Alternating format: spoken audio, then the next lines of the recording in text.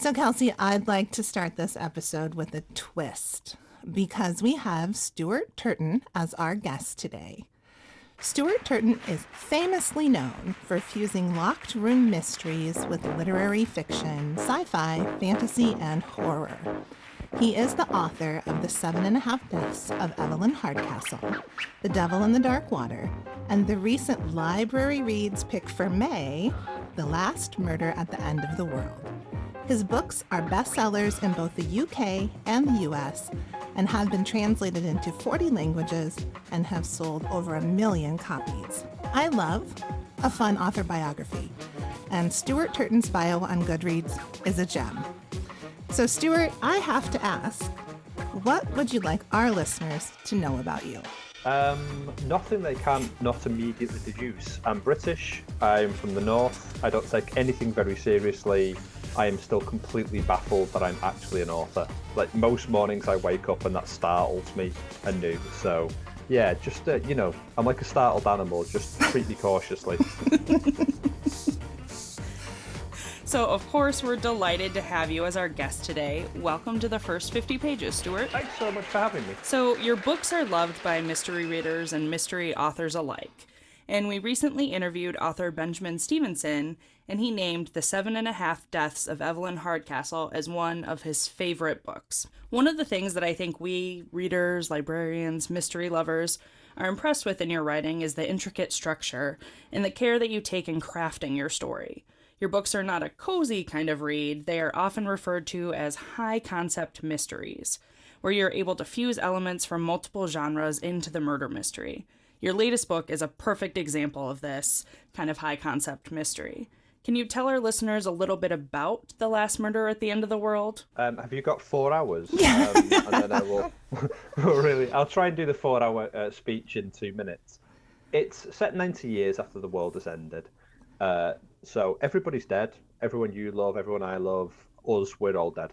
122 people survived, and they're living on a small Greek island. The world was wiped out by a black fog that just erupted out of the ground and swallowed everything, but this island's got a barrier around it, and that's keeping everyone safe. But it is a dystopia, but this island is a utopia. There's no arguments, there's no violence. Everyone on the island, 122 people who survived, are selfless and kind and loving and lovely. And they've never, ever heard of murder. They've never heard of violence. And then one day, one of the number turns up dead. And it's up to the only sort of curious member of this village to work out who's doing the killing. And it's a really fun little island, but the strange things that do abound. So there is a voice in everyone's head that's talking to them. It can hear their thoughts. It tells them what to do. There are places on the island they're not allowed to go to. And there's a curfew. So at 6:30 every evening, they fall asleep, whatever they are and whatever they're doing.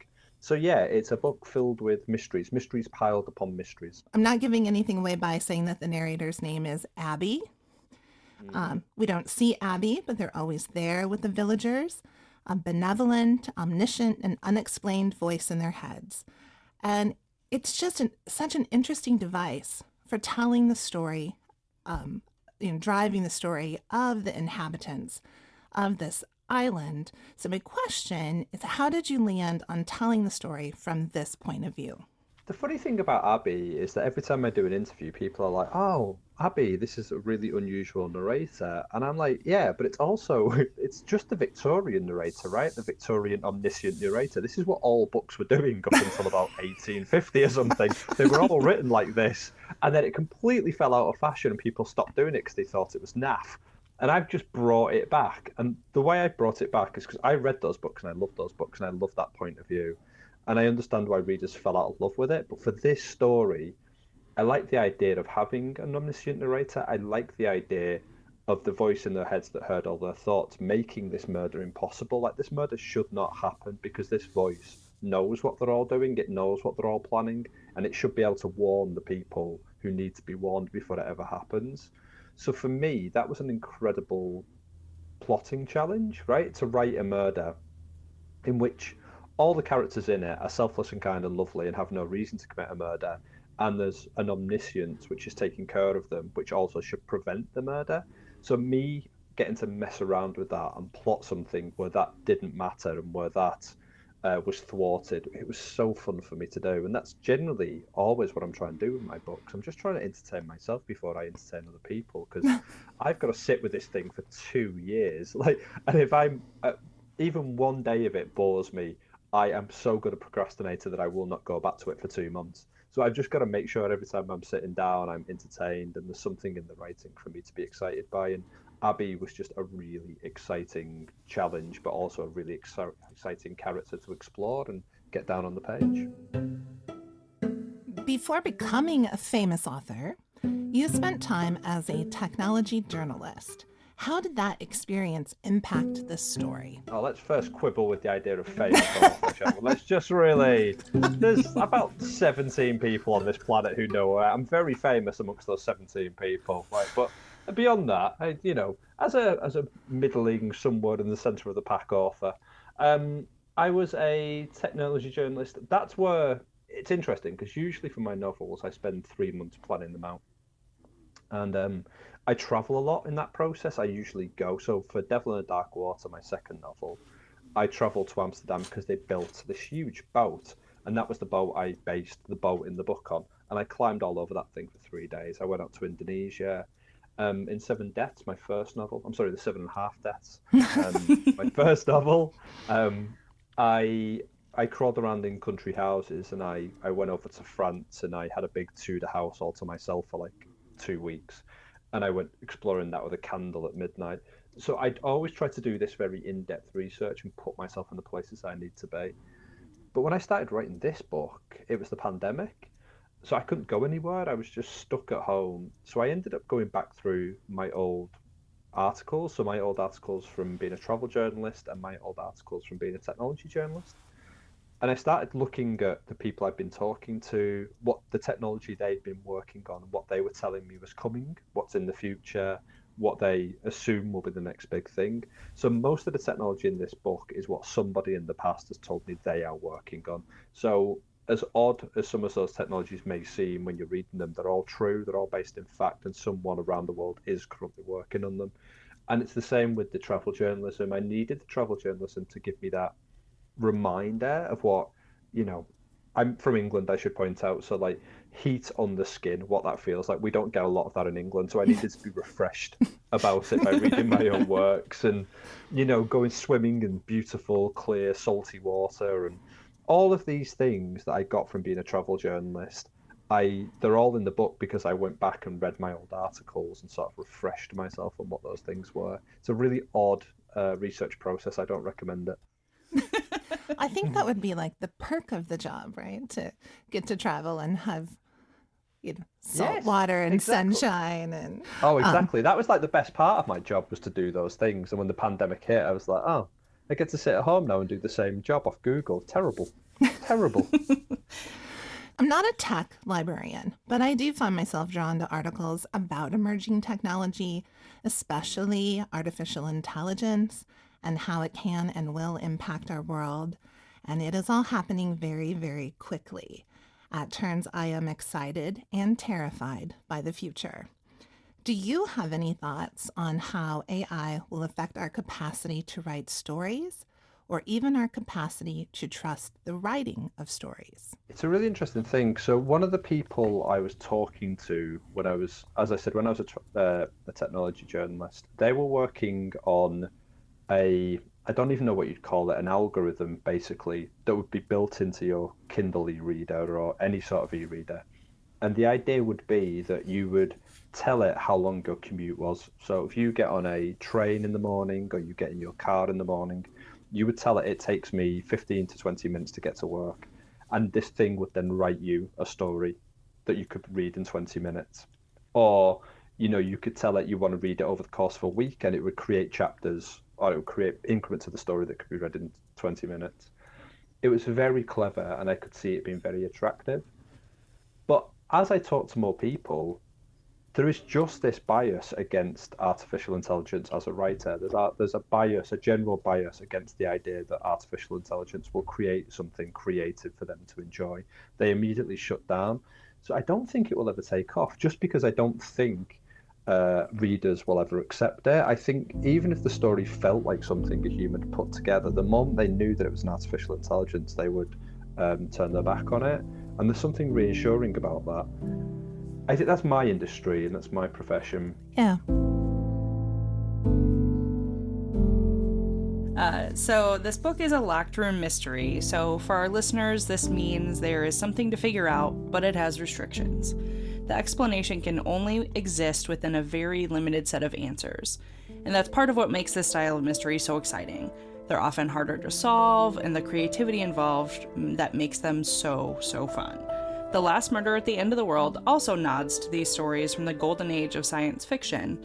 Literary classics like 1984, I, Robot. No spoilers, of course, but it would serve readers well to look up Isaac Asimov's 3 Rules of Robotics as they are reading.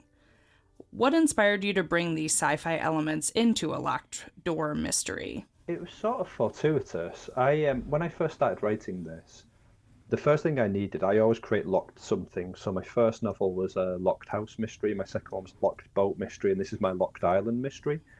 It's really difficult to lock a lot of people on an island. How do you make sure they can't come and go?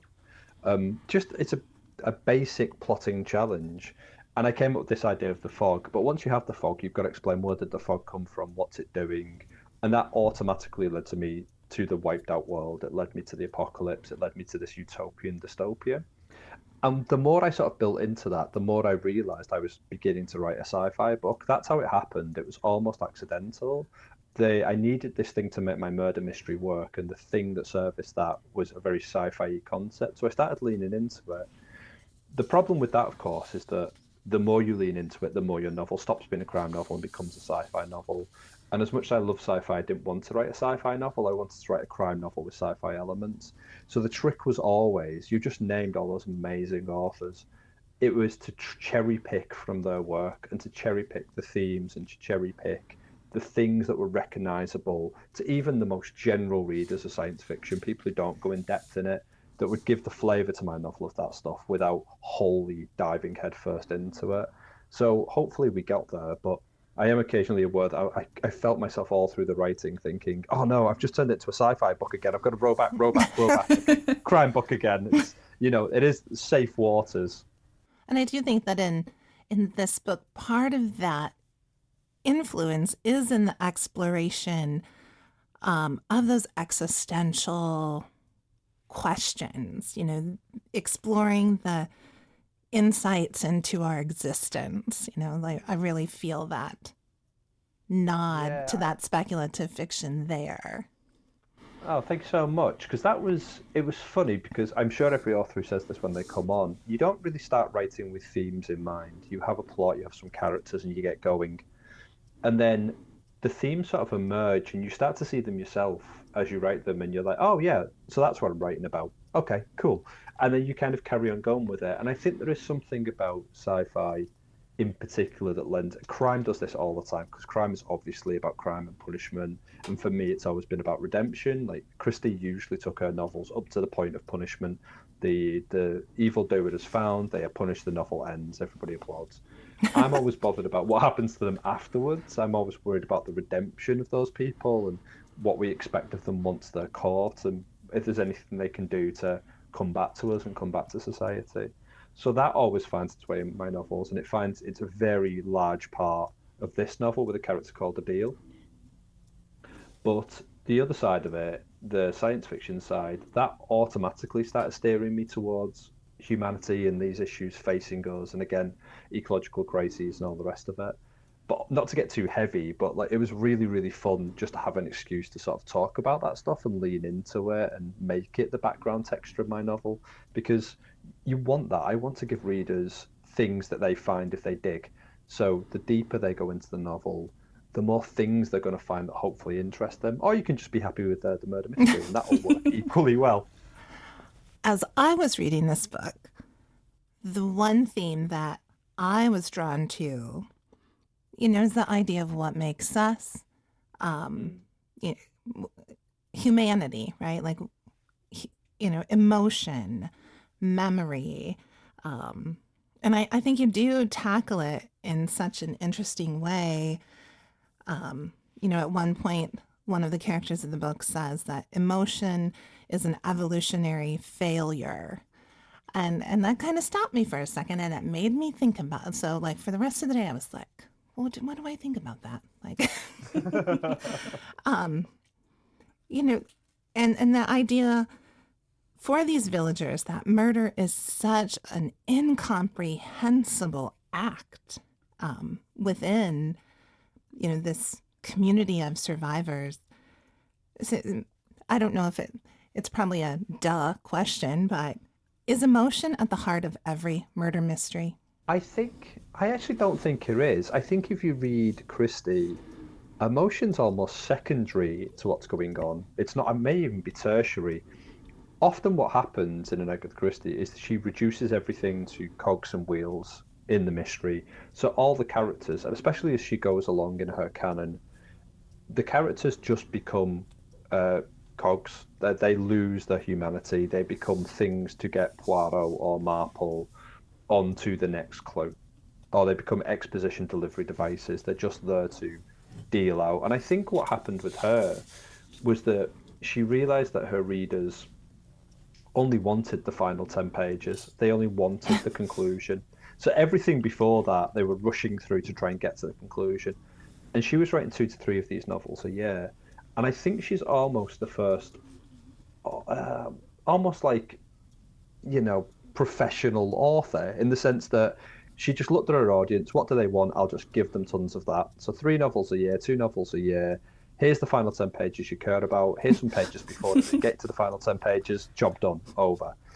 And that bothers me. Like, I genuinely am bothered about the motion of these people. I genuinely am bothered about why they do these things and what happens to them when they do them. And I'm genuinely bothered by the role of the investigator as well. Who are these people who are compelled to solve these crimes, and what do they give up to do it? What does it cost them, and what do they get out of it?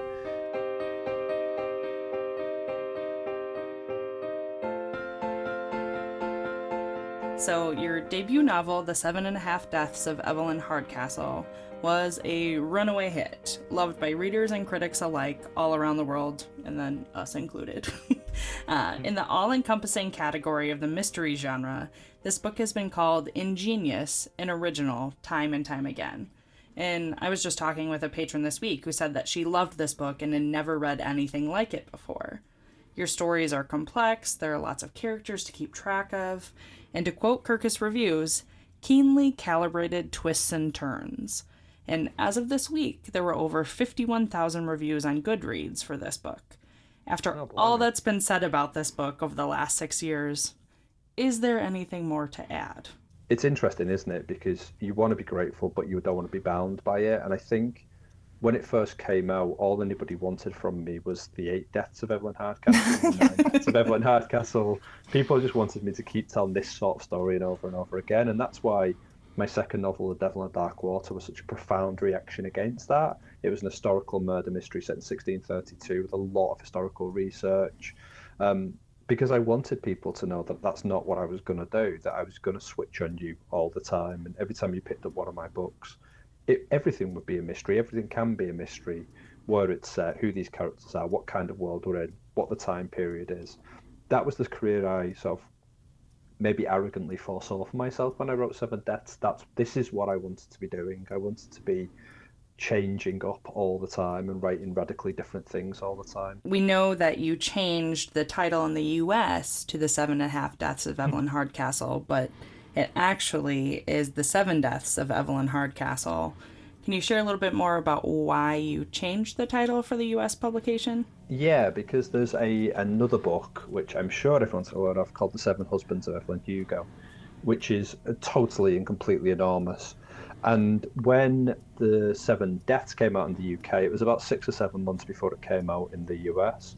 So 7 Husbands came out in the intervening time, and my US publisher got a little bit worried because obviously nobody knows who I am, nobody had ever heard of this book, and 7 Husbands was coming out, and they were worried that my book would get completely trampled underneath this name, or people would be confounded by it. So we had this, I think honestly it lasted for about 3 months, this back and forth where we were trying to come up with a new title for 7.5 Deaths, but this is the perfect title for the book. I don't think there was nothing else that got near to being as good a title for it. And eventually, the conversation got so silly and the titles got so ridiculous that the chief executive of Source Books, my US publisher, had to step in and be like, "We're calling it the 7.5 Deaths. It's done. This conversation is over." And obviously, the title change did not work. It has never worked. This question haunts me. Nobody knows why we changed the title. Everyone's still completely confused by this and the Seven Husbands of Evelyn Hugo. There's a story I tell a lot, but which is very charming. I was at a festival once, and a little old man turned up, and he'd bought the 7 Deaths of Evelyn Hardcastle, the 7.5 Deaths of Evelyn Hardcastle, and the 7 Husbands of Evelyn Hugo, because he thought they were a trilogy. And he bought them. I know, and he'd bought them for his daughter. And I didn't have the heart to tell him, so I just signed them all from me, including 7 Husbands, and sent him on his way. So I'd love to know, if his daughter is listening, I'd love to know what she thought of that as she tried to go through the trilogy and realised 2 of the books were the same. Very postmodern trilogy. Yeah. Well, and as librarians, I personally have had that experience. Readers hear about a title or their friend tells them a book and they come to you with bits and pieces of the title. So usually I just say, "Are you looking for the mystery?" Like, okay, I know which one you want, and then we find it. But if you've got another couple minutes, we'd love to know more about your favorite books. Can we talk about the books that have had the most impact on you, either just as a human or in your work as a writer? Yeah, it's funny. Both things are the same, right? Like being a human, being a writer. Because when you write, it is that humanity. It's all that stuff you've built up through reading, through loving this form that sort of comes out. It is. I always liken it to a toolbox, right? Like I've read a ton of books across a lot of different genres, and that's put different tools into my toolbox. So when I'm writing and I'm struggling and I need an emotion or I need a bit of exposition or I need to ramp up the tension, I go and look in the toolbox. I go and look at the books that did that brilliantly. And now I have this sort of index card in my head of all these different things. So, if I want to heighten up the tension, I'll go and look at my favourite thrillers. If I want to do a locked room, I'll go and look at my favourite locked rooms. When I want a bit of romance, I can go and look at my favourite romances. You need that, and you need it almost over the course of your life. It's not something you can't decide to be an author and then decide you want to read a load of books to learn how to do it. You need to have been reading your entire life, and you need to have sort of taken on that information and those structures almost by osmosis, and then they are stored somewhere deep inside of you. It's really interesting. But for me, when I am really stuck, when I'm really, really stuck, it's The God of Small Things by Arunati Roy is one of the books I always go back to. And I read that probably once a year. But when I'm stuck, I will read a page or 2 pages or 3 pages of that novel, and it will always give me a little jolt because the writing is so beautiful and the structure is so unusual and the story is so compelling that it will just do something. It'll kind of like jumpstart my brain every single time. It's perfect. Otherwise, The Book Thief is a book that stays with me by Marcus Zusak. I've read that a couple of times, and that is a really, really special book. They're the two, I think. They're the two I always revisit. Very cool. Yeah, I remember reading The God of Small Things. Now I'm kind of like, I need to go back to read that again. What I found with that novel is that it plays differently depending on your stage in life. So for me, I read that when I was 22 and traveling, and it hit completely different. I was really involved with there's 2 children in that, so it's a story about a family. And I was really taken by the kids in the story because they were around my age, and it gets to them being a bit older, but it's about the mistakes that they've made and how they reconnect. And now I'm a bit older, I'm connecting more with the mother figure and the sort of, the older figures in the story. And there's a grandparent in there, and I'm terrified. I'm like, the moment I read that book and I connect with the grandparent, that's when I'll know I'm old. That's going to be my marker. So, yeah, that book is astonishing. It's incredibly beautiful, and it's got something to say at every stage that you will read it. So, yeah, that's my favourite book of all time. I would agree. I think the best books are the ones that we can read over and over at different stages of life, and they can present completely new insights in the story. And Yeah, I would definitely agree. So Wonderful. This would have been a very acrimonious end to a podcast if you disagreed and we started a big fight about it. Imagine that. Imagine. So we have to know, since you are a very avid reader, what is currently on your to-be-read list? To be read. I'm just finishing off All the Colours of Dark, which is the new Chris Whitaker novel, which is astonishing. I highly recommend that to absolutely everybody. And next on my list is... What am I reading after this? Oh, the new Chris Brookmeyer, The Cracked Mirror. So I'll be moving on to that shortly after this. But they're two proofs. So once you get published, all people ever do is send you proofs of new novels. I guess you guys are the same. And they send you a proof and they're like, hey, do you want to say something nice about this? And now there's about 400 of them. I'm basically just going to put a mattress on top of them using as my bed. Kind of work them into your home decor. Yeah, exactly. So what I need to do is, once I've got through those, which are brilliant novels, but what I want to do is just wander into my local library and just have a very slow peruse around the shelves and just find something that I've not heard of before that just leaps out at me. They're always my favourite discoveries. Well, that's a perfect I answer. Now. That's and a I perfect work at answer. the library. I'll just go to a different one. Well, yes, everyone's different and has its own personality. You kind of alluded to this earlier, and I love that you kind of told us the insight behind the cover art of your book and kind of where that came from. But the Last Murder at the End of the World is really an attractive book. It is the kind of book you want to own in a print version. At least I do. It's the kind of book that you want to have on your bookshelf for other curious readers to pick up and ask you about. You know, it's often these little details that create delight in readers. And we're fortunate enough to have, you know, this early copy of this book. And I've had several people comment to me about how cool they think the teal edging of the pages is and the embossed title and the colors. And I just wanted to mention that because it is such an eye-catching book. And I love that you shared, you know, kind of where that came from.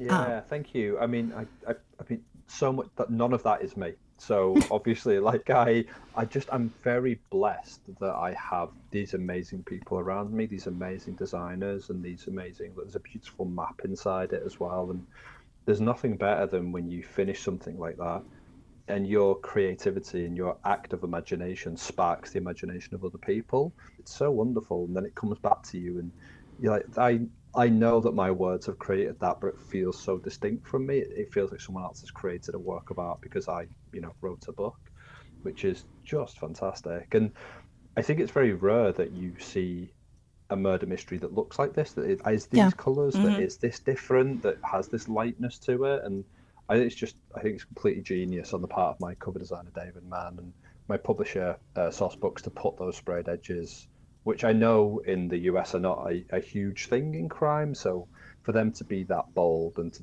believe in it that much is so wonderful. And we know that readers will devour this story and then anxiously await what is next. And we hear that it might be a more contemporary thriller kind of thing. Yeah, I think this was always the plan. A little bit, that I started off in the 1920s with 7.5 Deaths, and then I took myself back to 1632, and then I've gone into the future now. So it naturally feels like the only sort of time period left to write in, if I don't want to repeat myself, is something a bit more contemporary. But it's me. So what I'm thinking about now and what I'm planning out now probably won't be the same thing that I delivered in 3 years. It just won't be, because the ideas keep shifting and I get interested in new things, and the first draft never works for me. I always end up throwing out my first draft completely and starting again, because the thing that seems such a great idea when I was plotting it out doesn't work on paper or isn't as entertaining as I hoped it would be. So if I told you about it now, I'd just be lying directly to you, and I definitely do not want to do that. So I'm gonna keep it a secret for the minute. Thank you for being our guest today, Stuart. It has been a great and wonderful conversation. No, I've had a blast. Thank you so much for having me on.